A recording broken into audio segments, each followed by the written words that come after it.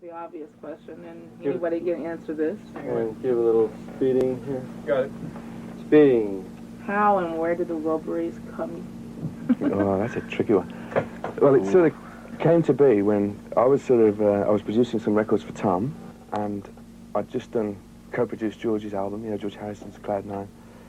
And I was also doing some stuff with Roy, and we all sort of got together and hung out one day and tried to do a new B-side for George's single that he had out at the time. And then Roy knows the rest. And then they said, let's go over to Bob's tomorrow and put one down, write one and put one down. I didn't know who Bob was at the time. I was to find out. And so then George came by your house, right? To get a guitar? He left his guitar at my house, and he came by to get the guitar, and he said, why don't you come with us out to do this record?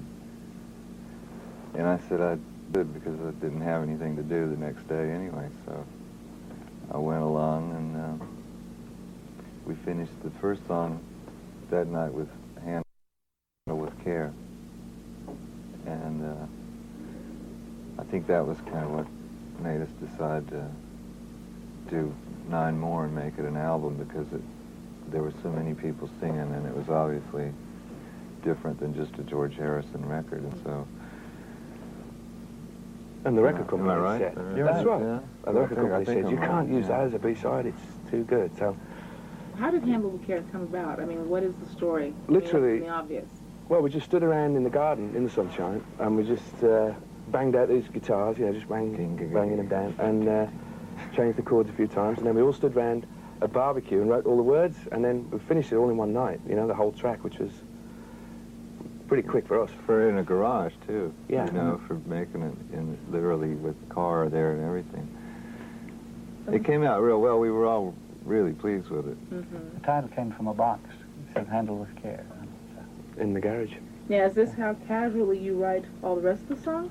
It wasn't actually casually, you know, we actually We worked real hard at it. strive to get a good tune. Well, I didn't mean to say that you casually just kind of like put some words together, but you know what I mean. I mean, it's like, you know, you looked at something else and an idea came to mind. Yeah, it came pretty easily, yeah. Yeah. We weren't in hammocks or anything, but but that's how, yeah, I think George saw the name on a flight case or something, Handle with Care, and we took it from that. Now, when you got to Bob's house, I understand you encountered a little bit of machinery, or what was there when you got to Bob's house in order for you to put this all together, or for you to work together? Sorry. 1 second, hold on. Just go on this. Different machine, a piece of machinery. Oh, the tape recorder. Oh, that's, Wait. Well, we won't... no need to talk about that. No, That's a secret. Yeah, that's No, a top we secret. gotta talk about the tape recorder. Okay. So, tell me about the tape recorder, the infamous tape recorder. It was pretty, like the smallest one I've ever seen. But anyway, it worked. You could keep cold drinks in the bottom, though. It served as kind of a small camping fridge and tape deck. Tape deck all in one, yeah. Now, I'm kind of curious as to know where you decided to not become Jeff, Roy, and Tom, and where did the idea for the alter egos come about? Well, over to Jeff. Well, over to Roy. No, we sort of just wanted to be silly because obviously the name Travelling Wilburys is quite silly. And we just wanted to continue to be silly. And it's just good fun, really. We just had fun being these other people. And that's our, like, daft thing Yeah, we've got. we all knew who we were, and I mean, I knew who these guys were. And so it was, there was no pressure with Lefty and Otis and all that, and good fun. It was all in good fun. You were shaking your head. I thought maybe you might one day. Oh, there's Bob. Yeah, Bob or George? Nelson. No, don't worry. I can't get him. Hello? Hello? No, Jeff's answering everything. Okay. He really wanted to be here. Oh. That was Lefty. No, Lucky. I'm Lucky. You Yeah. can't even get used to your alter egos yourself. I feel like Sybil, sort of, I said, because we had to learn to sign new names and everything. That's tricky. Does it allow you to be much funner as Lefty, Otis, and Charlie? I think that we were pretty much fun. Less miserable. A lot less miserable. For example, I mean, what was Well, we go around and probably if we weren't doing the band, we'd still be hanging around right now anyway, because we've been having a pretty good time. Yeah. I think. Yeah, great time. Yeah. So maybe that's, I don't know, what was the question? Will Red China get in the common market? I doubt it. But we're still having a great time, kids.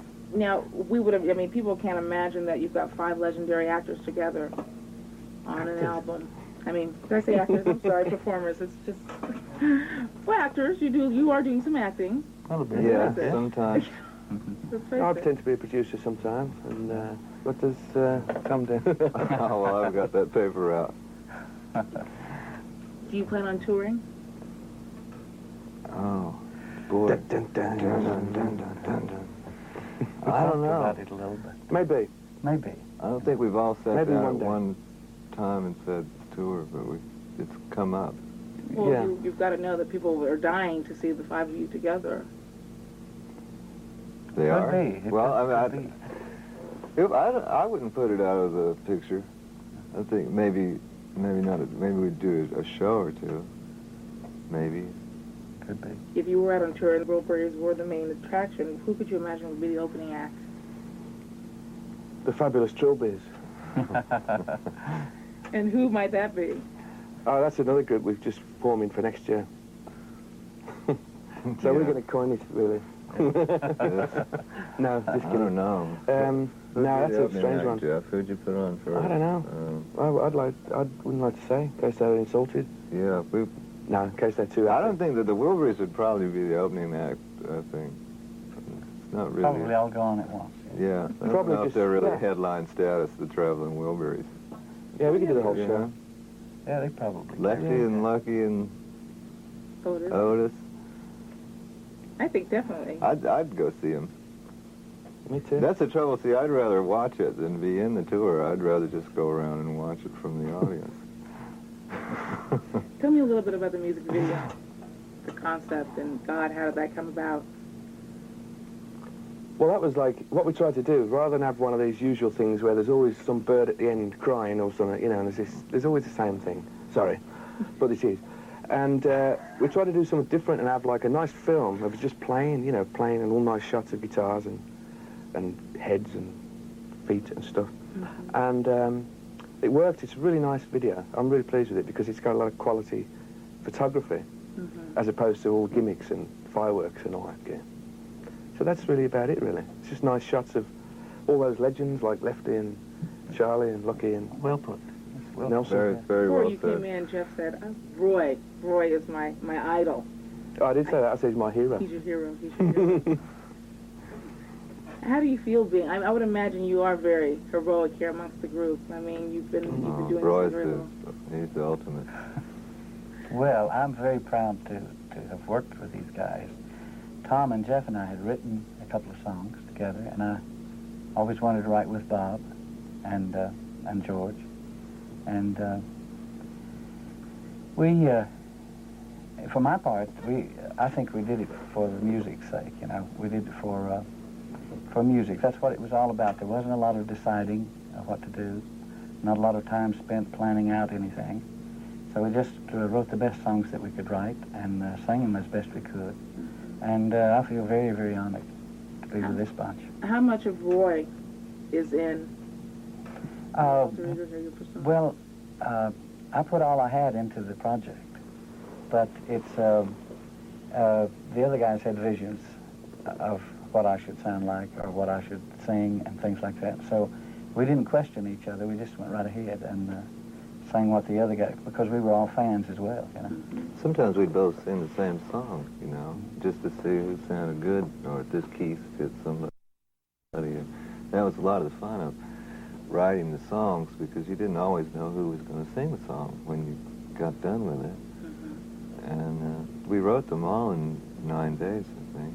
Did anyone ever argue about, I want to sing this song, I want to sing this song too? No, No. it wasn't that kind of situation where anybody'd argue about anything. We were just having fun, really, I think. Yeah. I mean, we keep saying that over and over, but it's just because it was true. We were just, I think on one hand, you couldn't believe we were really doing it, that it was coming off so well. And so you didn't want to question it, you just kept doing it. Why were you surprised, perhaps, that it was coming out so well? Well, I think probably because none of us had ever sort of dreamed of doing that sort of thing before. And just sitting around in a circle, like five of us just strumming acoustic guitars and coming up with a song in like a couple of hours that was almost ready to record, you know, and then recording it like on the evening. It's pretty sort of unbelievable stuff, you know, to have like people like this. And it's so nice when the album came out nice, you know, and I think you were saying that it made you feel that way, you know. It makes you feel good, I think, simply put, the album does. And that's the nicest thing about it, is that all that feeling went onto the tape, which is what you always hope will happen. But it's not easy, but it was lucky. How really. would you suppose people would feel when they get done listening to both side 1 and 2? I mean, you know, taking the album off of the turntable and sticking it in, and God, what would come to mind? Boy, I don't know. Hopefully they'll say, that's him, and there's him, and that's him. Yeah, hopefully. I hope they'd want to play it again. Yeah, that's what I hope too. Want to play it again, yeah. Well, if you had to describe, let's say, let's split it up. The first side, a collection of songs. Is there a thematic? Well, Right. each of us sort of has a song that, you know, each of us has a song. Yeah, there's kind of a song from everybody. Song on from that everyone, with help from the others. And the second side even intertwines more, I think. The vocals start to be, you know, sometimes there's 4 lead vocals. We wanted to make a record that wouldn't be like if you went and bought any one of our individual albums, where, you know, you'd be sure to get something that you wouldn't get on one of those albums.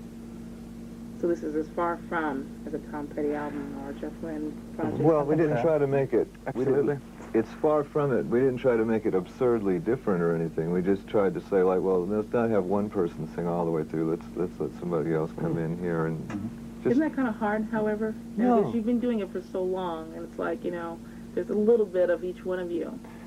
I tell you, I love to hear all these guys sing so much that it was just for me. Yeah, me I too. could have just sat there and listened, really. Yeah, I mean, and me. Oh, let's let it's like that, really. let's let Roy Orbison sing that part, you know. Yeah, that's a luxury, you know. Great. You've got a bridge. Oh, You and if know? Roy will sing it, hey Roy, would you fancy singing this bit? Yeah, sure. And he just sings it like a dream, you know. So what can you do? You all seem so appreciative of each other's work. That's right. Yeah, we are. We really Yeah. are. Yeah. We'd like each other's work.